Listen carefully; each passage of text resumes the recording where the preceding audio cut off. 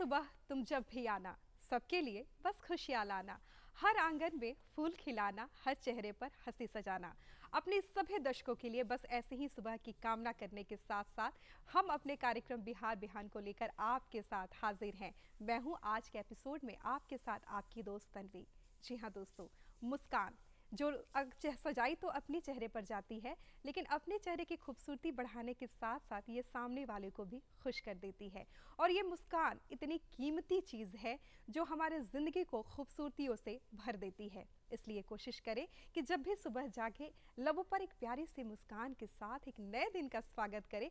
और साथ ही साथ एक छोटी सी कोशिश ये कि ये मुस्कान सिर्फ आपके होठों पर ना रहे, बल्कि आपके वजह से औरों के लिए लबों पर फैलने की एक बहुत ही सॉलिड सी वजह बने, और यही मुस्कानें ज़िंदगी को बेहतरीन बना देंगी। फिलहाल आइए हम आपको लिए चलते हैं अपने कार्यक्रम के पहले चरण में, जिसमें हम आपको बताते हैं आज का सुविचार। कोशिश बस हमारी इतनी सी कि इस अच्छी सी बात को आप हमारे ज़रिए अपने जहन में उतारें और अपनी ज़िंदगी को और भी बेहतरीन कर बैठें। तो आइए देखते हैं आज का सुविचार।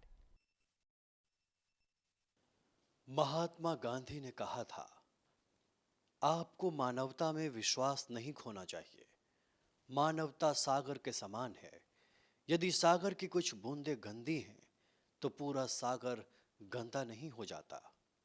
स्वामी विवेकानंद ने कहा था, उठो, जागो और तब तक मत रुको जब तक लक्ष्य की प्राप्ति ना हो जाए। आज हमारे साथ हैं श्रीनिवास जी। श्रीनिवास जी वरिष्ठ शिक्षाविद एवं सामाजिक कार्यकर्ता हैं, और सिर्फ यही नहीं, उनके परिचय कुछ यूं है कि वो एक कुशल नेतृत्वकर्ता है, वो एक कुशल वक्ता है, एक कुशल संगठक है, एक कुशल रणनीतिकार है, और एक कुशल प्रबंधकर्ता है। इतनी सारी खूबियां एक व्यक्तित्व में, और जब इन व्यक्तित्व के पहलुओं को हम पलटेंगे तो हमें पता चलेगा कितना खास है हमारा आज का ये मेहमान। तो आइए दिल से स्वागत करते हैं हम अपने कार्यक्रम में अपने आज के बेहद खास मेहमान श्रीनिवास जी का। श्रीनिवास जी, आपका बहुत बहुत स्वागत हमारे कार्यक्रम जीडी बिहार में। जी हाँ श्रीनिवास जी, शिक्षा की बात हमने की। शिक्षा की ज़रूरत से हमारे सभी दर्शक परिचित हैं। पिछले कुछ समय में कोरोना को लेकर बहुत सारी चीज़ों में तब्दीलियां आई हैं, और ऐसे में शिक्षा जगत में भी एक आमूलचूल परिवर्तन आया है। कह सकते हैं कि शिक्षा नीति, नई शिक्षा नीति जो है वो लागू हुई है, और जिसे कि हम नेशनल एनईपी के भी नाम से जानते हैं, नेशनल एजुकेशन पॉलिसी के भी नाम से जानते हैं। तो आखिर इसकी ज़रूरत क्यों आन पड़ी, और इसमें ऐसा क्या कुछ खास है जो इसे नया बनाता है? सर्वप्रथम मैं आपके बिहार विहान के सभी दर्शकों को अपनी ओर से प्रणाम करता हूं। और ये वर्ष प्रत्येक व्यक्ति और भारत के लिए बहुत महत्वपूर्ण है, क्योंकि हम अपने स्वाधीनता के 75 वर्ष पूरे कर रहे हैं। और कोई भी राष्ट्र, समाज या व्यक्ति, उसको जब इतिहास का बोध और संस्कृति का बोध होता है, और अपने एक विशेष प्रकार के जीवन मूल्यों का बोध भी उसको होता है, और ये सारी बातें हमारे यहाँ हमेशा प्राचीन समय से जो बालक रहता है उसके बाल सुलभ मन पर परिवार से, समाज से और शिक्षा से, ये तीनों प्रकार के संस्कार से एक व्यक्ति का व्यक्तित्व गढ़ा जाता है। इसलिए वर्तमान में जब हम आज़ादी के 75 वर्षों के बाद हम देख रहे हैं, तो इन वर्षों में ऐसा एक महसूस हुआ कि 1948-49 में राधा कृष्णन जी का एक शिक्षा नीति पर बहुत गहरा काम हुआ। उसके बाद गजेंद्र गढ़कर कमेटी बनी, उसके बाद एक कर्पूरी ठाकुर आयोग बना, और 1986 में एक न्यू एजुकेशन पॉलिसी बना, 1993 में एक चौहान कमेटी बना। यानी इन सब प्रकार के जो बात थी, इन सब शिक्षा के जितने प्रकार के प्रयास हुए, उसमें एक बात चल रही थी कि भारत को भारत की शिक्षा मिलनी चाहिए। क्योंकि 1836 में लॉर्ड मैकाले ने भारत के लिए एक एजुकेशन सिस्टम डिजाइन किया, और जिसमें उन्होंने स्पष्ट तौर पर कहा था कि हमारा जो एजुकेशन सिस्टम होगा ये केवल कलरक और बाबू पैदा करने वाली शिक्षा होगी। बिल्कुल। इसलिए उस पूरी शिक्षा में आमूलचूल परिवर्तन करते हुए भारत को भारत की शिक्षा, भारत के जिसमें हम कहते हैं, जो मैंने प्रारंभ में कहा, संस्कृति है, भाषाएं हैं, हमारे अलग अलग प्रकार के कॉस्ट्यूम्स है, पूरा एक बहुत विविधताओं से परिपूर्ण भारत है। इस पूरे भारत को अगर समझना है तो इन सारी विविधताओं को हमको शिक्षा के क्षेत्र में लाना पड़ेगा। इसलिए जो अभी एनईपी आई, नेशनल एजुकेशन पॉलिसी, जिसको राष्ट्रीय शिक्षा नीति कहा गया है, जिसको 29 जुलाई 2020 को भारत के माननीय प्रधानमंत्री जी के नेतृत्व में इस देश की सरकार ने अडॉप्ट किया, और जिसके लिए एक बहुत बड़ा अनूठा प्रयोग ये हुआ है। इसमें के कस्तूरी रंगन जी, जो भारत के एक बहुत बड़े वैज्ञानिक है, उनके नेतृत्व में एक 9 लोगों का दल बना, और इसने लगभग 5 वर्षों तक पूरे भारत के जितने भी एजुकेशन के स्टेक होल्डर्स हैं सब लोगों से बात किया। लगभग 10 लाख से ज़्यादा सजेशन इस प्लेटफॉर्म पर आए, उसमें से 2.5 लाख लोगों को कन्वर्सेशन किया गया और उसके बाद एक बहुत बड़ा ऐसा ड्राफ्ट जिसमें भारत की संस्कृति है, विज्ञान है, परंपराएं हैं और सबसे बड़ी बात है, इसकी आवश्यकता इसलिए महसूस हुई कि आने वाले समय में जब 21वीं शताब्दी का भारत पूरे विश्व के साथ तो हम एक प्रतिस्पर्धा में होंगे, तब कैसा हमको व्यक्ति चाहिए, कैसा हमारा प्रोफेशनल एजुकेशन चाहिए, कैसा हमारा रिसर्च चाहिए, कैसे हमारे स्कूल एजुकेशन चाहिए, ये सब बातों का पहली बार आज तक जितने प्रकार के भी आयोग बने वो अलग अलग बने, लेकिन पहली बार प्राइमरी एजुकेशन से लेकर के और रिसर्च तक जाने की पूरी एजुकेशन का कोई अगर एक सेगमेंट बना है तो ये पहला ऐसा ड्राफ्ट है आज़ाद भारत का जो एक पहली बार राष्ट्रीय शिक्षा नीति एनईपी जिसको हम कह रहे हैं, इसमें इन सब बातों को शामिल किया गया है और एक बहुत बड़ा भविष्य का एक विजन जिसके आधार पर हम आने वाले समय में पूरे विश्व के साथ हमारे हर विषय में कैसे आगे बढ़ेंगे, ऐसा एक विश्वविद्यालय में महाविद्यालय में पढ़ने वाला छात्र का संपूर्ण व्यक्तित्व का विकास करना, उसमें उसका शारीरिक विकास है, मानसिक विकास है, आध्यात्मिक विकास है। अभी तक हम पढ़ रहे थे कि जो खेल है या अलग अलग प्रकार की जो गतिविधि वो एक्स्ट्रा करिकुलम है, ये पहली ऐसा शिक्षा व्यवस्था आई है जिसने कहा है कि ये कोई भी एक्स्ट्रा करिकुलम नहीं है, ये उसके मेन करिकुलम में ही होगा। इसलिए एक समय की आवश्यकता है और कोई भी जीवंत राष्ट्र जब आगे बढ़ता है तो अपने शिक्षा में वो समय समय पर आमूलचूल परिवर्तन करता है। इसलिए एक बहुत सही समय पर जब हम अपने आज़ादी के अमृत महोत्सव को मना रहे, उस समय इस देश के युवाओं के सामने हमारा एक बहुत बड़ा भारत की जो वास्तविक पहचान है, हमारे जो पूर्वजों ने शिक्षा को लेकर पूरे विश्व में जिसके आधार पर भारत विश्व गुरु था, क्योंकि एक समय ऐसा भी था जब हमने दुनिया को दशमलव दिया, शून्य दिया, लेकिन आज की पूरी शिक्षा में कहीं ना कहीं ऐसी बातों पर जो एक प्राइड आना चाहिए, जो नेशन के हमारे सिंबल्स हैं, आइडल्स हैं, वो कहीं ना कहीं वो हो गए और एक विद्यार्थी केवल कैरियरिस्ट अप्रोच के साथ बढ़ रहा है। तो उसको इन सब बातों से जोड़ने के लिए कोई एक प्लेटफॉर्म है तो वो शिक्षण संस्थान होते हैं। इसलिए इस नई शिक्षा नीति में ऐसे संस्कृति के बारे में, भाषाओं के बारे में, वेशभूषाओं के बारे में, भारत की वास्तविक पहचान के बारे में, इन सब बातों को बहुत अच्छे से और के कस्तूरीरंगन की कमेटी ने उसको ड्राफ्ट किया, देश भर के सब लोगों से बात किया और 29 जुलाई को भारत के प्रधानमंत्री के नेतृत्व में देश के कैबिनेट ने इसको अडॉप्ट किया। ऐसा एक लबोलुआब आज की इस राष्ट्रीय शिक्षा नीति के बारे में कह सकते हैं कि भारत का जो अतरंग, हमारा जो रंग बिरंगा देश है, रंग बिरंगी संस्कृति है, अलग अलग लोग हैं, अलग अलग विचारधाराएं हैं, लेकिन कोशिश की गई इस राष्ट्रीय शिक्षा नीति 2020 में कि उन तमाम चीज़ों में से अच्छी चीज़ों को लेकर एक ऐसा मसौदा, एक ऐसा ढांचा तैयार किया जाए जिससे हमारे स्कूली शिक्षा में या फिर हमारे आगे की शिक्षा में आमूलचूल परिवर्तन हो और वो बेहतरीन परिवर्तन हो। बहुत ही शानदार बातें कही आपने। किस नज़रिए से देखते हैं आप राष्ट्रीय शिक्षा नीति 2020 लागू होने के बाद स्कूलों में किस तरह के बदलाव हमें देखने को मिल सकते हैं? इस विषय पर क्या कहना चाहेंगे आप? देखिए, शिक्षा की जो सबसे बड़ी विशेषता है ये समतामूलक है और दूरगामी है और इसमें शिक्षा की उपलब्धता, शिक्षा की गुणवत्ता और सबको सुलभ हो, यानी ये प्रत्येक भारत के व्यक्ति के अप्रोच में ये शिक्षा होनी चाहिए। इसको लेकर के बहुत होमवर्क हुआ है और इसलिए आने वाले दिनों में इस शिक्षा में एक बहुत बड़ा महत्वपूर्ण बात यह है कि बच्चे की जो हमारा मनोविज्ञान कहता है कि एक 6 साल की उम्र तक लगभग 80% जो मस्तिष्क है वो विकसित होता है।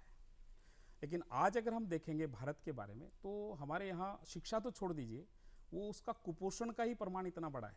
इसलिए शिक्षा नीति में 2 बातों पर विचार हुआ है, उसको पौष्टिक आहार भी मिले और उसको पौष्टिक विचार भी मिले। इसलिए स्कूल एजुकेशन से एक बहुत बड़ा इसमें एक ड्रास्टिक चेंज आएगा, पैराडाइम शिफ्ट होगा और जिसके आधार पर हम बेसिक जो बात कभी भारत में जो हम कहते थे, हमारे पूर्व के जो हम कालखंड में देखेंगे तो हमारा जो विद्यार्थी रहता था वो देखते देखते सीखता था। जैसे उदाहरण के लिए बच्चे को सबसे ज़्यादा अप्रोच में कौन रहता है तो माँ होती है, उसका जो संस्कार होता है वो माँ से होता है, क्योंकि वो सबसे ज़्यादा माँ को देखता है, वो माँ को ही देख करके। इसलिए हमारे जब भी महापुरुषों को हम कहते हैं कि वो उनके पाँव पालने में पहचाने गए और उनकी माँ आध्यात्मिक थी, वो श्लोक बोलती थी, वो ऐसा सब करती थी, वो शिवाजी पैदा हुए तो जीजाबाई ऐसे सोपन देखती थी, तो उसके संस्कार वैसे बनते थे। तो इस शिक्षा में स्कूल के अंदर ही विद्यार्थियों में, चाहे वो किसी भी प्रकार का हो, जाति धर्म अमीर गरीब हर प्रकार का, तो इसमें पूरा जैसा हमारा विविधता का भारत है, उस पूरे विविधता के भारत को ध्यान में रखकर, हमारे आर्थिक और सामाजिक बैकग्राउंड को ध्यान में रखकर स्कूल एजुकेशन को ड्राफ्ट किया गया है। और इसलिए प्री नर्सरी से ही इस शिक्षा में एक पॉइंट है उसमें जो 5, 3, 3, 4 का विषय है, उस पर बिल्कुल। मैं आगे आऊँगा। जी, उस पे तो हम चर्चा उसको करेंगे, एक बिल्कुल। बेस बनाया गया है कि आप प्राइमरी एजुकेशन से वो सारी बातें एक बच्चे में जो स्वाभाविक रूप से आनी चाहिए, खेल-खेल में, बस्ते और का ये बोझ ये नहीं। बड़ी चीज़ है, क्योंकि अगर हम छोटी उम्र से अगर हम कोई शुरुआत करते हैं, एक छोटा-सा उदाहरण मैं लेना चाहूँगी। ये स्वच्छता के जो हमारे अभियान की शुरुआत हमारे जी। माननीय प्रधानमंत्री महोदय ने की, अगर उस चीज़ को सबसे गंभीरता से किसी ने लिया, तो तो उन बाल छोटों बच्चों उनके ने। मन में संस्कार और बन गया। उन्हें अगर शुरू से कोई चीज़ उनके दिमाग में एक पैठ बना दी जाए, तो आगे का भविष्य वही है। तो ये एक बड़ी अच्छी शुरुआत होगी कि शुरुआती अपने जो हमारे जड़ हैं, जो हमारे बीज हैं, क्यों ना हम उन्हें इतने बेहतरीन ढंग से नरिश करें जी। कि आगे चलकर वो एक खूबसूरत एक छांवदार परिपूर्ण मानव बिल्कुल, बनेगा वो, बिल्कुल। उसके जन्म से वो सब संस्कार उसको मिलेंगे और उसके आधार पर वो सब बातें अपने बारे में भी सोचेगा, देश समाज के बारे में सोचेगा। जी, की। लेकिन अमूमन जब कोई नई चीज़ आती है, तो हमारा भारत एक बृहद देश है, विशाल देश है। हर जगह की अलग-अलग कुछ समस्याएं हैं, कुछ परेशानियां हैं। तो जब हमारी राष्ट्रीय शिक्षा नीति 2020 आई, तो इसको स्कूलों और कॉलेज में लागू कराने से पहले क्या केंद्र सरकार और राज्य सरकार में कुछ प्रकार की चुनौतियां भी आईं? क्या थी वो चुनौतियां और किस प्रकार से इनका सामना किया गया? निश्चित तौर पर आपके माध्यम से मैं अपने सभी दर्शकों को बताना चाहता हूं कि आपने बहुत ही एक अच्छा प्रश्न पूछा है, क्योंकि जो शिक्षा है वो केंद्र और राज्य दोनों की लिस्ट में है, और इसलिए जो स्कूल एजुकेशन है वो सभी राज्य सरकारों के पास होती है। हायर एजुकेशन वो केंद्र सरकार के सूची में आती सूची है। में आती है, बिल्कुल। इसलिए इस विषय पर एक बहुत बड़ा सभी प्रकार के प्रयास केंद्र सरकार ने पहले भी किए, और अभी भी बहुत सारी चुनौतियां हैं। जैसे 3 भाषाओं का फार्मूला इस शिक्षा में है, उसमें मातृभाषा को प्राइमरी एजुकेशन तक फोकस किया है। कोई भी और 2 अन्य भाषाओं के बारे में बात हुई है, और भारत के संविधान की अनुसूची में जो 22 भाषाएं, उनमें से भी कोई भाषा आप ले सकते हैं, दुनिया की भी कोई एक भाषा ले सकते हैं, लेकिन एक भाषा आपके राज्य की भाषा हो सकती है, मातृभाषा हो सकती है। तो इस विषय को लेकर भी कई प्रकार के आपस में एक संशय भी निर्माण हुआ, लेकिन केंद्र सरकार ने एक बहुत अच्छा प्रयास इसमें किया है। एक तो सभी राज्यों के राज्य शिक्षा राज्य मंत्रियों के साथ एक बहुत बार कई बार के कन्वर्सेशन हुए, और उसमें से एक मिनिमम प्रोग्राम जिसको कह सकते हैं। लेकिन अभी भी एक चुनौती का काम है, बहुत ही ये जितना दिख रहा है उतना आसान नहीं है, बहुत चुनौती है, क्योंकि एक विविधताओं का देश है और कई प्रकार के राजनीतिक कारण भी है, अलग अलग प्रकार के पॉलिटिकल पार्टी है, अलग अलग प्रकार के हमारे जो रिलीजन है उसमें कई लोगों को कुछ विषयों के बारे में लग सकता है, और कई वर्षों से 75 वर्षों से जो इस देश के अंदर एक विशेष प्रकार का एक ऐसा वर्ग है जो नहीं चाहता कि आमूलचूल परिवर्तन हो, और वो कुछ बातों को उसी जड़ता में रखना चाहता है, जिसके कारण से भारत आगे ना बढ़े। ऐसे भी कई प्रकार के लोग इस एकेडमिया में भी है, और कई प्रकार के लोग सलेबाई में भी है। इसलिए एक बहुत बड़ा दुष्कर कार्य ये है। इसलिए मैं आपके माध्यम से कहना चाहता हूँ कि ड्राफ्ट बहुत अच्छा है, नीति बहुत अच्छी है। राष्ट्र की नीति के आधार पर पहली बार भारत केंद्रित शिक्षा का ड्राफ्ट आया है, लेकिन इसमें बहुत प्रकार की चुनौतियां हैं। इसको इम्प्लीमेंट करने के लिए राज्य सरकार का पॉलिटिकल विल भी चाहिए, और एक बड़ा मन भी चाहिए, और जो हमारे शिक्षाविद है या हमारे शिक्षक है या हमारे पाठ्यक्रम तैयार करने वाले लोग हैं, उनका भी एक मन चाहिए कि जो 70 वर्षों से एक स्टेगनेस है, एक जैसे ढर्रे पर शिक्षा को चला रहे, उसमें आमूलचूल परिवर्तन करना पड़ेगा, और सबको मेहनत करनी पड़ेगी। इसलिए इसको स्वीकार करने में बहुत चैलेंज है। इसलिए मैं कहना चाहता हूं कि अगर हम सही मायने में आने वाले समय में दुनिया के सामने एक ग्रेट नेशन भारत बनाना चाहते हैं, तो हमको इन सारी चुनौतियों के बीच में ही इस शिक्षा नीति को, और ये वॉइस ऑफ सोसाइटी बनना चाहिए। अभिभावकों का मत इसमें है, शिक्षाविदों का भी मत इसमें है। इसलिए राजनीतिक दुर्भावनाओं को छोड़कर, राज्य और सब प्रकार के अपने नीतियों को छोड़कर राष्ट्र के हित में और आने वाली हमारी जो पीढ़ी है उसको हम दुनिया के सामने कैसे खड़ा करना चाहते हैं, ये इस पूरी शिक्षा नीति के ड्राफ्ट में है। लेकिन ये अभी केवल ड्राफ्ट में है, इसको जब जमीन पर लेकर आएंगे तो कई प्रकार के विषय है। लेकिन दुर्भाग्य क्या है, अभी कई बातें आई नहीं है, उससे पहले ही कई प्रकार के विरोध के स्वर भी शुरू हो गए हैं। कई राज्यों ने, बंगाल के राज्य ने घोषित किया कि हम इस शिक्षा नीति को नहीं मानेंगे, ये तो सेकुलर है, सेकुलर नहीं है, नॉन सेकुलर है, या तो इसमें अमुक प्रकार का विचार आ गया है।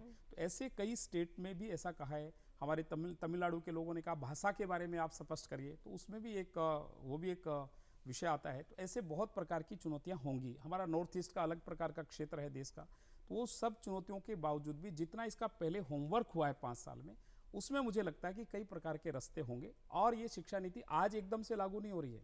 इसका पहला जो स्टेप होगा वो 2030 है, और सेकेंड जो फेज जाएगा 2040 तक ये कंप्लीट आएगी। इसलिए इसके जितने सारे सेगमेंट हैं वो अलग अलग समय में आएंगे। इसलिए कुछ बातों पर मैं सबसे आह्वान करना चाहता हूँ कि उसको आने दीजिए, उसमें, और हमें हमेशा कहते हैं वादे वादे जाते तत्व बोधा, एक दिन में सब बातें लागू नहीं होंगी, कुछ बातें अभी लागू होंगी, फिर समय के साथ साथ हम सिलेबस बनाएंगे, समय के साथ साथ हमारे इंस्टीट्यूशन को डेवलप करेंगे, समय के साथ साथ हमारा रिसर्च, हमारा समाज की परिस्थितियाँ, टेक्नोलॉजी, उन सबको साथ लेकर जब आगे बढ़ेंगे तो ये सारी चुनौतियाँ अभी दिख रही हैं।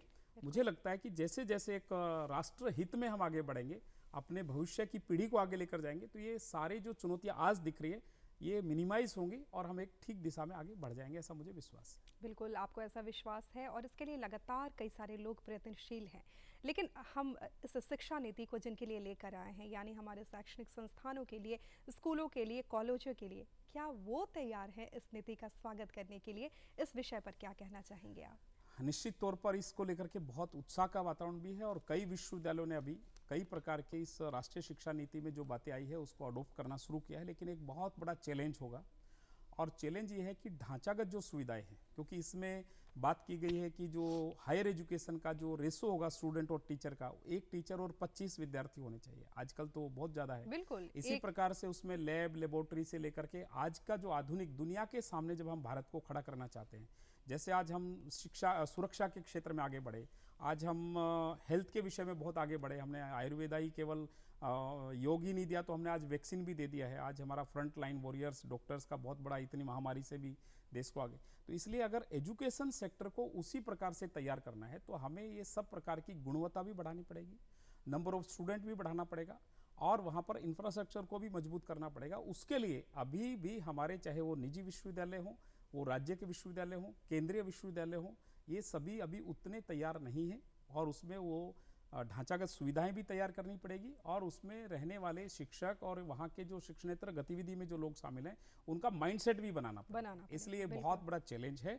लेकिन क्योंकि देश जब आगे बढ़ रहा है तो हर किसी की एक महत्वाकांक्षा है कि अगर ये 4 लोग आगे बढ़ रहे हैं तो हम क्यों नहीं बढ़ेंगे। आज हम पूरी दुनिया का अध्ययन करते हैं, अगर जापान हमसे आगे बढ़ रहा है तो वहाँ की एजुकेशन के कारण बढ़ रहा है, यूएस अगर बढ़ रहा है तो पूरा यूनिवर्सिटी रिसर्च बेस आगे बढ़ रहा है, इसलिए आज चाइना बढ़ रहा है तो उनके पास हर यूनिवर्सिटी का रिसर्च है, प्रोडक्शन से लेकर के सब प्रकार का। तो अगर भारत को दुनिया के साथ एक स्वस्थ प्रतिस्पर्धा में जाना है तो हमारे शिक्षण संस्थानों को भी बहुत तेज गति से और टेक्नोलॉजी के साथ और आज के व्यावसायिक जगत में अपने आप को वैसा ढालना पड़ेगा। ये निश्चित तौर पर इस बार बजट भी है, लेकिन केंद्र सरकार और राज्य सरकारों ने घोषणा की है कि हम जो अपना बजट है उसको 2 गुना करेंगे, और उसके बाद फिर ये अगर स्थिति आएगी तो अभी रिसर्च पर अगर मैं कहूँ तो केंद्र सरकार ने 50,000 करोड़ रुपया पहली बार केवल रिसर्च के लिए उन्होंने कहा कि शिक्षा में हम उसका प्रावधान करेंगे। अभी 29 जुलाई को जब इसका 1 वर्ष पूरा हुआ तो उस समय देश के माननीय प्रधानमंत्री और देश के शिक्षा मंत्री, अभी तक तो MHRD होते थे लेकिन इसी शिक्षा के कारण से इसी ड्राफ्ट में शिक्षा मंत्रालय भी बन गया, तो उन्होंने भी कई प्रकार के विषय बताए। इसलिए चैलेंज है, हमारे संस्थान अभी उतने तैयार नहीं हैं, लेकिन उनको समय के साथ आगे बढ़ना पड़ेगा। और मैं ये विश्वास के साथ इसलिए कह रहा हूँ कि आज़ादी के समय मात्र 4-5 विश्वविद्यालय से देश शुरू हुआ था, आज लगभग 1000 विश्वविद्यालय है, 40,000 से ज़्यादा हमारे पास कॉलेज कैंपस है, और एक बहुत बड़ा नेटवर्क निजी शिक्षण संस्थाओं और व्यावसायिक शिक्षा में हमने खड़ा किया है। तो निश्चित तौर पर जब एक विल आता है तो जो देश एक PP किट नहीं बना रहा था वो आज वैक्सीन बना रहा है, तो हमारे एजुकेशन सिस्टम को भी मैं कहता हूँ कि वो भी इसको तैयारी करेंगे। बस वो विल चाहिए कि हाँ हमको बदल करना है, हम बदल देंगे। कि शिक्षा में बाजारवाद की संभावना भी बढ़ती दिखेगी, इस विषय पर क्या कहेंगे आप? देखिए, मैं आपके माध्यम से हमारे बिहार विहान के सभी दर्शकों को ये आश्वस्त करना चाहता हूँ कि भारत जो है एक संविधान सम्मत राष्ट्र है, और हम भारत में पूज्य बाबा साहब भीमराव अंबेडकर के संविधान से देश को चला रहे हैं, और उसमें एक बहुत विशिष्ट प्रावधान है कि कोई भी देश के अंदर कुछ भी होगा कभी भी सरकारों के नियंत्रण से बाहर जाकर नहीं हो सकता है। इसलिए शिक्षा नीति में जो स्वायत्ता की बात की है वो स्वायत्ता की बात इसलिए की है कि आज जो देश की अलग अलग प्रकार की विविधता है, तो हर क्षेत्र में कुछ विशेष बातें होती है, हर क्षेत्र के छात्रों में, छात्राओं में या वहाँ के समाज में कुछ विशेष बात होती है। इसलिए जब हम शिक्षण संस्थान की शिक्षा नीति में जो स्वायत्ता की बात की है, उनको नए प्रयोग करने की छूट चाहिए। आप विश्व के साथ जा रहे हैं तो आपके विश्वविद्यालय में, आपके महाविद्यालय में जैसा आपको शिक्षक चाहिए, जैसा आपको सिलेबस चाहिए, आपके छात्रों को जो चाहिए, आप अगर मीडिया के छात्र हैं तो उनको आज दुनिया के सामने कैसा चाहिए, तो इसलिए आप एक जैसा सिलेबस सबको नहीं पढ़ाएंगे। हर विश्वविद्यालय, हर शिक्षण संस्थान हर जगह की एक अलग डिमांड है। बिल्कुल, विश्वविद्यालय के सिलेबस बनाएगा, अपने अनुसार कुछ फीस स्ट्रक्चर तय करेगा, अपने अनुसार कुछ फैकल्टी को लाएगा, और ये सब लाएगा तो इसलिए उसके जो एक बहुत बड़ा जो योगदान होगा समाज में, यानी आज क्या होता है कि मान लीजिए आज हम बिहार में बैठे हैं, आज बिहार के अंदर अगर आमूलचूल परिवर्तन करना है तो यहाँ कुछ शिक्षण संस्थानों को अलग प्रकार के पाठ्यक्रम तैयार करने पड़ेंगे, जिसमें हो सकता है कि वो मखाना पर कुछ काम करे, कोई मछली पर कुछ काम करे, कोई बांस बाम्बू पर काम करे, बाढ़ बार बार आता है उस पर कोई काम करे। तो वो सारे काम अगर हम एक जैसा सिलेबस होगा तो पूरे देश के लिए बनेगा, यूनिवर्स करना पड़ेगा। लेकिन जब हम शिक्षण संस्थान को कुछ स्वायत्ता देंगे तो ऐसे बहुत प्रकार के नए प्रयोग, स्टार्टअप के बारे में, स्किल डेवलपमेंट के बारे में, रिसर्च के बारे में, खेलों के बारे में, वो अलग अलग प्रकार से अपनी उस क्षेत्र की विशेषताओं के आधार पर, वहाँ के लोगों का जो पोटेंशियल है उसके आधार पर जो वो शिक्षण संस्थान सिलेबस डिजाइन करेगा, वैसे अलग अलग प्रकार के वो नए प्रयोग करेगा। तो उससे जो एक प्रयोग धर्मिता है और जो एक टैलेंट है वो टैलेंट बाहर आएगा। और वो मान लीजिए आज बिहार से जितना खिलाड़ी जाना चाहिए वो नहीं जा रहा, तो हम केवल एक खेल विश्वविद्यालय बनाकर नहीं कर सकते, हम हर महाविद्यालय या संस्थान को स्वायत्ता देंगे कि आप खेल पर इतना बजट लगाइए, CSR फंड लेकर आइए, खेल को प्रमोट करिए। तो आप खेल नर्सरी हर स्कूल हर गांव में बना दीजिए, उसको उसके साथ जोड़ दीजिए, आप कॉलेज कैंपस और इंडस्ट्री को जोड़ दीजिए, ताकि आपका जो विद्यार्थी प्रोड्यूस होगा तो जाते ही इंडस्ट्री के काम आ जाए। तो ऐसा उसको छूट मिलने के बाद जब एक बहुत बड़ा अवसर होता है, हम देखते हैं किसी भी को हम जब थोड़ा छूट देते हैं तो वो अपने नए प्रयोग करता है, अपने जितना उसका 100% रहता है वो देता है। लेकिन इस सब के बावजूद भी इसका व्यापारीकरण नहीं होगा, इसलिए क्योंकि सरकार का नियंत्रण उस पर फिर भी रहेगा। और इस शिक्षा नीति में तय किया गया है कि एक निश्चित सीमा से अधिक आप किसी भी विद्यार्थी से फीस नहीं ले सकते। वो उसके अंदर पूरा एक बताया गया है कि आपका इंफ्रास्ट्रक्चर पर आपका खर्च कितना होता है, फैकल्टी पर आपका कितना होता है। तो टोटल जो आपका खर्च है उसको अगर आप डिवाइड करते हैं, और आने वाले दिनों में मैं आपको एक बात और बता रहा हूँ, आपको आपके माध्यम से दर्शकों को भी, 5000 स्टूडेंट्स का कॉलेज को ही इस शिक्षा नीति में आने वाले समय में मान्यता होगी।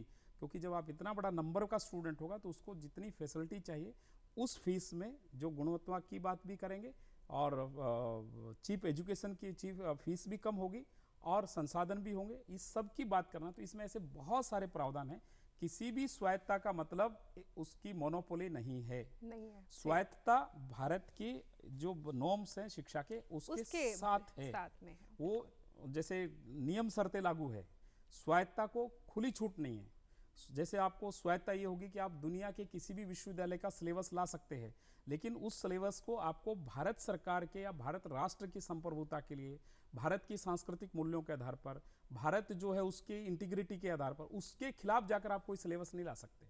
ये सब बातें उसमें इनक्लोज में है। इसलिए स्वायत्ता का मतलब उसको खुली छूट नहीं है, ना व्यापारीकरण की ना कुछ भी करने की, स्वच्छंदता नहीं है, उस पर नियंत्रण रहेगा। इसलिए देश के किसी भी व्यक्ति को मैं आपको इस शिक्षा का जो ड्राफ्ट है उसके माध्यम से आश्वस्त करना चाहता हूं कि ना बाजारवाद आएगा, ना कुछ भी ऐसा आएगा जो भारत या देश के खिलाफ होगा या हमारी संस्कृति और परंपरा के खिलाफ होगा।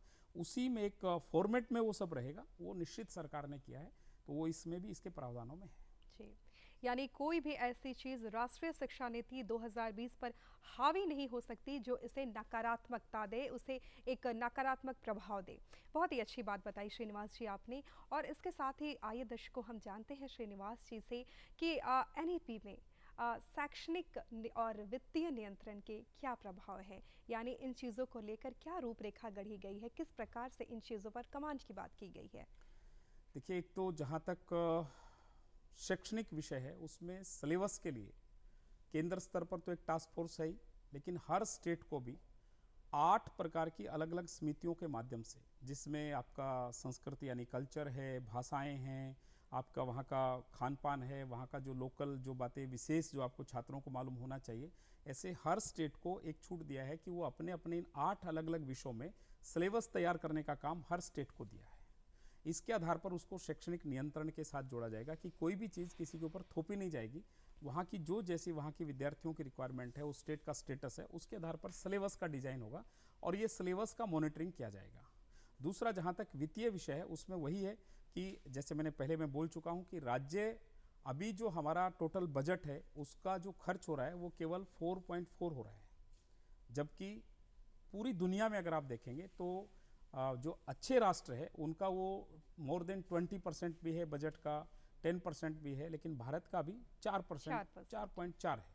आने वाले दिनों में वित्त के बारे में कहा गया है कि राज्य और केंद्र मिलकर इस बजट को डबल करेंगे, तो ये एक उसमें एक प्रावधान है। दूसरा, इसका सब नियंत्रण जैसे अभी भी जो नियंत्रण है वही प्रकार के सभी इंस्टीट्यूशन रहेंगे। हाँ, उसमें एक ये होगा, आज अगर 4 प्रकार के सेंटर लेवल के यूजीसी है, अलग अलग प्रकार के नैक है, वो उन सबको भी एक रूप में ला करके उन सब का नियंत्रण होगा। इसलिए शिक्षा के पाठ्यक्रम पर भी बराबर नियंत्रण की विषय इसमें प्रावधान है और वित्तीय व्यवस्थाओं के भी इसमें बराबर प्रावधान है।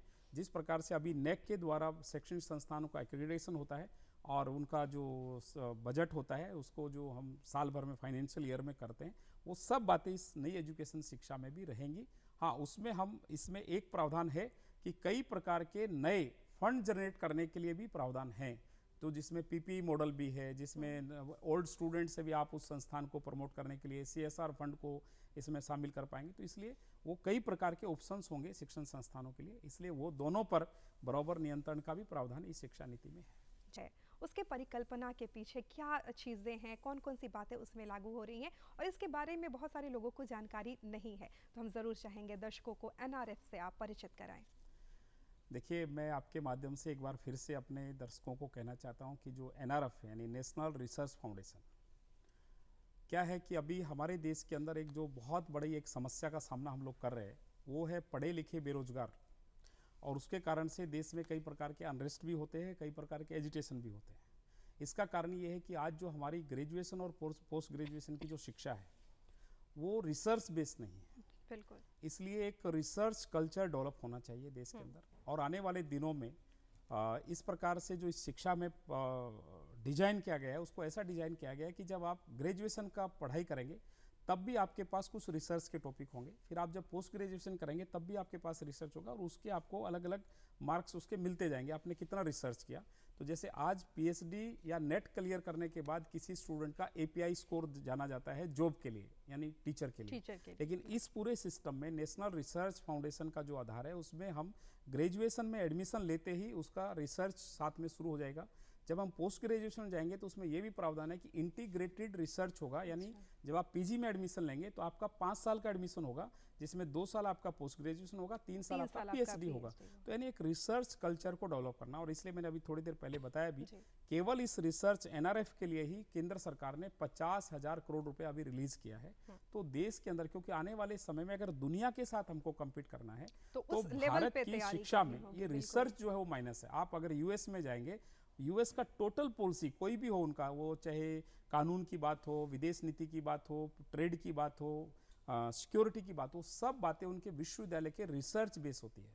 इसलिए हम आने वाले दिनों में अपनी पूरे देश के शिक्षण संस्थानों को इस रिसर्च मोड पर लाना चाहते हैं, तो एक रिसर्च कल्चर डेवलप होना चाहिए।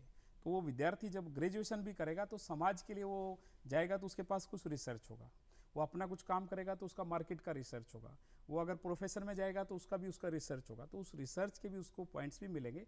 इसलिए इस शिक्षा में ये रिसर्च को बहुत बड़ा फोकस किया गया है, और ये अभी तक हमारी एजुकेशन में वो बहुत कम है, क्योंकि जो पीएचडी भी लोग करते हैं वो भी एक मेथोडोलॉजी ऐसा होता है जिसमें परंपरागत रिसर्च नहीं होता है, वो कहीं ना कहीं से इधर उधर से कुछ करते हैं और वो फिर अपना केवल जॉब के लिए करते हैं। लेकिन समाज की चुनौतियां क्या है, आज अगर इस समाज में अगर गरीबी है, अनपढ़ता है, निरक्षरता है, महिलाओं के विषय, तो एक समाज के मन में क्या चल रहा है, क्यों आज हम पिछड़ते जा रहे हैं, क्यों हमारे आज संबंधों में, क्यों आज स्टूडेंट के लाइफ में स्ट्रेस आ गया, तो हमारा रिसर्च होगा तो एक स्टूडेंट का लाइफ ये मीनिंगफुल और पर्पजफुल और हैप्पीनेस के साथ आ सकता है क्या।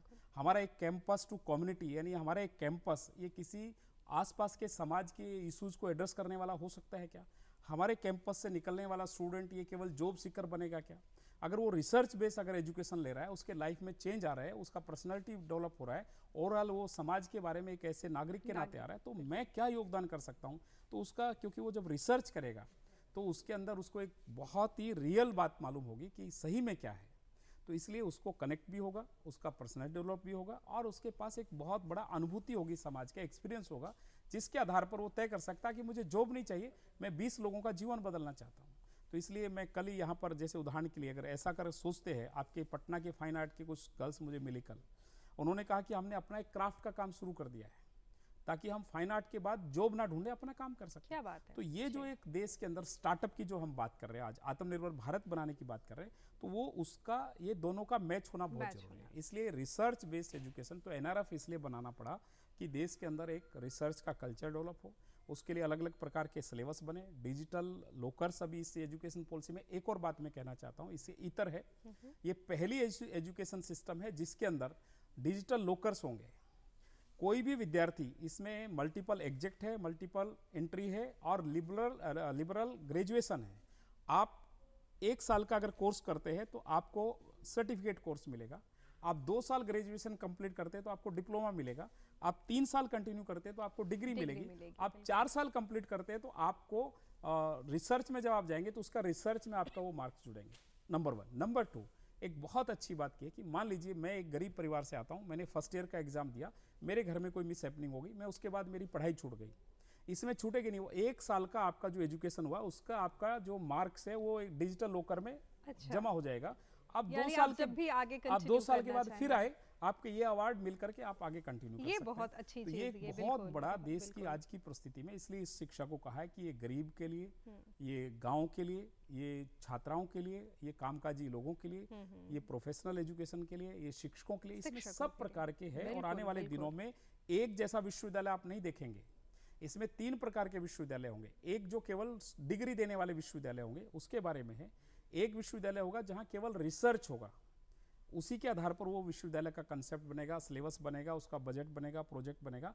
और तीसरा जो होगा केवल टीचर्स के लिए विश्वविद्यालय होगा, जो जहां, क्योंकि आप सब बातों को अगर देखेंगे, अगर शिक्षक अच्छे नहीं हुए, क्योंकि चाणक्य जी ने कहा है कि शिक्षक वो है जिसके गर्भ में भविष्य, प्रलय और शांति दोनों पलते हैं, वो त्रिकालदर्शी होता है। तो इसलिए भारत का जो शिक्षक है वो कैसा होना चाहिए, इसलिए एक विश्वविद्यालय केवल टीचर्स के लिए ही होगा। इसलिए आने वाले समय में बीएड कोर्स भी 2 साल का नहीं होगा, 4 साल का होगा।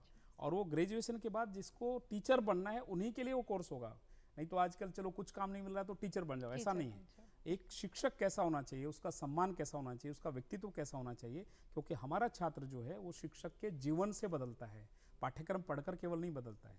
इसलिए इस शिक्षा नीति को रिवर्स किया गया है, फिर से भारत की उसी शिक्षक के जीवन को पुनः लाने के लिए।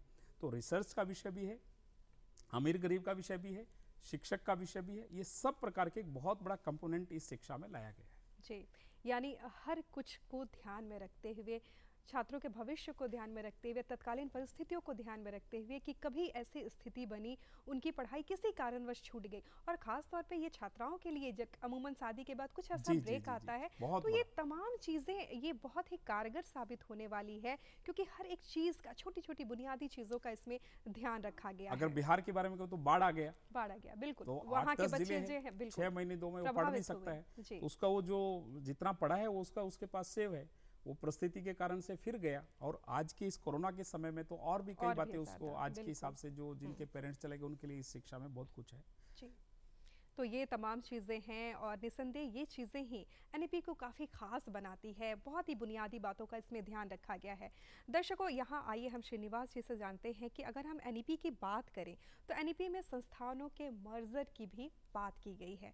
तो आखिर इन संस्थानों को मर्जर के पीछे क्या उद्देश्य है, क्यों इसका जिक्र किया गया है, या फिर हम यूँ कहें कि इस मर्जर की आवश्यकता क्यों है, तो क्या बताना चाहेंगे आप? ये बहुत जटिल विषय है और मुझे लगता है कि इस एनईपी में कुछ जो बहुत सारे क्रूशियल जो विषय आएंगे, जिसको टैकल करना, हैंडल करना सरकारों के लिए भी बहुत बड़ा चैलेंज होगा, समाज के लिए भी चैलेंज होगा। उसमें से एक मर्जर भी है। इसका अर्थ ये है, जैसे मैंने शायद पहले बोला, कि आने वाले समय में जो शिक्षण संस्थानों के बारे में होगा, वो एक कल्पना ऐसी है कि कम से कम एक कैंपस में 5000 स्टूडेंट हो, तब जाकर हम उनको वो सब प्रकार के विषय दे पाएंगे। जितने मल्टी डायमेंशंस हो सकते हैं, पैराडाइम शिफ्ट हो सकते हैं, एक ही कॉलेज कैंपस में सब प्रकार का एजुकेशन होगा। जैसे पहले कभी हमारा गुरुकुल सिस्टम होता था, तो उसमें अगर हम देखेंगे तो द्रोणाचार्य के गुरुकुल में एक सर्वश्रेष्ठ बाण चलाने वाला भी था, भाला चलाने वाला भी था, गदा चलाने वाला भी था। उसी समय में वीरेंद्र भी था और उसको शास्त्र की और शास्त्र दोनों की शिक्षा आती थी। तो ऐसा एक इस शिक्षा नीति में एक कंसेप्ट दिया है कि आप एक कॉमर्स कॉलेज चलाते हैं, मैं एक साइंस कॉलेज चलाता हूँ, आपके पास शायद उतनी जगह नहीं है या मेरे पास उतनी जगह नहीं है कि हम एक अच्छा फैकल्टी ला सकें, या आज के समय में स्किल का, मान लीजिए स्किल का हमें बहुत बड़ा इंफ्रास्ट्रक्चर खड़ा करना है। अकेले आप अपने कॉलेज में स्किल का प्रोफेसर नहीं ला सकते, उसके लिए लैब लेबोरेटरी नहीं बना सकते, उसके लिए मार्केट को आप नहीं बुला सकते। लेकिन 5 ऐसे इंस्टीट्यूशन जो आजू बाजू में हैं, उन सबको मर्ज करके एक जगह ला दिया जाएगा। ये पांचों मिलकर के अपने 5000 स्टूडेंट्स को वो सब प्रकार की फैसिलिटी प्रोवाइड करा देंगे जो एक स्टूडेंट को चाहिए। मुझे टॉप टीचर चाहिए, ये 5 इंस्टीट्यूशन में कोई एक टीचर मिल जाएगा। मैं तो साइंस का स्टूडेंट हूँ लेकिन मुझे इकोनॉमिक्स चाहिए। यानी आने वाले समय में हम इंटीग्रेटेड एजुकेशन की बात कर रहे हैं इसके अंदर, यानी कॉमर्स पढ़ते पढ़ते भी मुझे हिस्ट्री का ज्ञान होना चाहिए, क्योंकि हिस्ट्री ज्ञान इसलिए होना चाहिए, मैं बिजनेस करना चाहता हूँ तो मुझे उस शहर के लोगों के लाइक डिसलाइक मालूम होना चाहिए, मुझे इकोनॉमिक्स भी समझ में आना चाहिए। मैं अगर फिजिक्स पढ़ता हूँ, केमिस्ट्री पढ़ता हूँ, तो मैं कोई अगर नया वो लाता हूँ तो मुझे साइकोलॉजी भी मालूम होना चाहिए। तो इसलिए इस एजुकेशन सिस्टम में जो मर्जर की बात है, ऐसे सभी शिक्षण संस्थानों को जो कम रिसोर्सेज से चलते हैं, जिनके पास नंबर स्टूडेंट कम है, इसलिए वो 5000 नंबर पूरा नहीं कर पाएंगे, या ये बाकी फैकल्टी, तो ये मर्जर का कंसेप्ट इसलिए कि आप 4-5 लोग मिलकर के आ जाओ, एक कोऑपरेटिव मूवमेंट जैसा होगा, और उसमें एक साथ आकर जो आपके पास बेस्ट है वो सब लोग आपस में शेयर करो, और उसमें जो स्टूडेंट्स को जो आपको सस्ती एजुकेशन देनी है, क्वालिटी एजुकेशन देनी है, उनके जीवन के सभी प्रकार के विषयों का एक्सपीरियंस वहाँ देनी, तो आपके पास बड़ी लैब लेबोरेटरी भी होनी चाहिए, सब प्रकार के विषय। तो इसके लिए एक मर्जर का कंसेप्ट है। लेकिन मैं आपको ये बात जरूर कहना चाहता हूँ और सत्य के साथ कहना चाहता हूँ कि अभी भी इसके बारे में बहुत सारी बातें होना बाकी है, क्योंकि एक कंपनी रूल के जैसा नहीं है कि 2 कंपनी मिलेंगी तो शेयर सिस्टम होगा, उसका 51 उसका 49, तो जैसे मारुति सुजुकी कभी होता था, ऐसा नहीं होगा। इसका अभी जमीन पर उतरते समय कितना ये प्रैक्टिकल होगा, ये अभी भविष्य के गर्भ में है।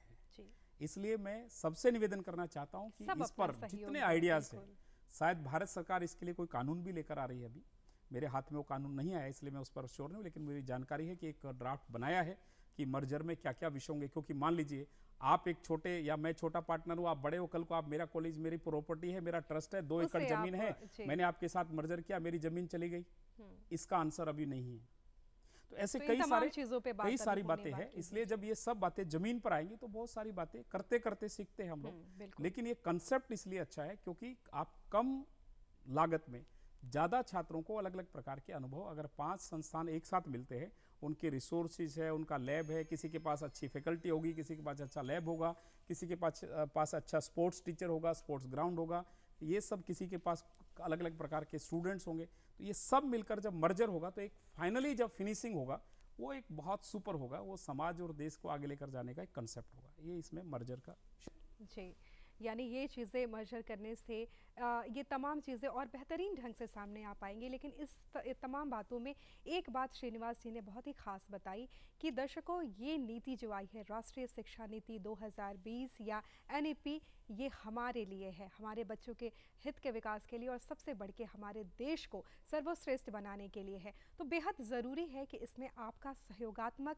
रवैया सरकार को मिले। सरकार इसके लिए अपनी तरफ से प्रयत्नशील है और आपको भी इसमें जो भी कमी बेसी लग रही है, जो भी इसमें सुझाव आपको लग रहा है कि इसे और बेहतर बना सकते हैं, दें और इस नीति को और भी सुदृढ़ करने में और भी बेहतर बनाने में अपना भी साथ निभाएं। श्रीनिवास जी, आज आप यहाँ आए और बहुत ही शानदार बातें, राष्ट्रीय शिक्षा नीति 2020 जो कि एक बहुत ही बृहद विषय है, 1 घंटे में समेट पाना, इसके साथ थोड़ी नाइंसाफ़ी होगी, लेकिन आपने बहुत ही उम्दा बातें, बहुत ही तथ्यात्मक बातें हमारे दर्शकों तक पहुँचाई। इसके लिए आपका हृदय से धन्यवाद। आप सबका बहुत बहुत धन्यवाद। तो दर्शकों, आज हमारे साथ थे हमारे खास दर्शक श्रीनिवास जी, जो कि एक जाने माने शिक्षाविद और सामाजिक कार्यकर्ता थे और राष्ट्रीय शिक्षा नीति 2020 को लेकर उन्होंने अनेक पहलुओं पर कई हमारे साथ महत्वपूर्ण जानकारी साझा की, जिसने इस विषय को समझने में काफ़ी गहरी भूमिका अदा की। दर्शकों, आज ये एपिसोड आपको बहुत कुछ बताया होगा, बहुत कुछ सिखाया होगा और हम उम्मीद करते हैं कि इस नीति को लेकर आपके मन में भी अगर कोई सुझाव या सलाह है तो अपने सरकार को अपना साथ जरूर दें। लेकिन दर्शकों, इसके साथ ही साथ आपके साथ की ज़रूरत हमें भी तो है, क्योंकि आपको हमारा कार्यक्रम कैसा लगता है इसे पत्र के जरिए हम तक पहुंचाएं और इसके लिए ज़रूरी कि आपके पास हो हमारा पता। फटाफट उठाए कागज़ और कलम और नोट करें हमारा पता। हमारा पता है कार्यक्रम बिहार निदेशक DD बिहार, दूरदर्शन केंद्र पटना, फ्रेजर रोड, पटना 800001। हमारा ईमेल एड्रेस है director@ddkpatna@gmail.com।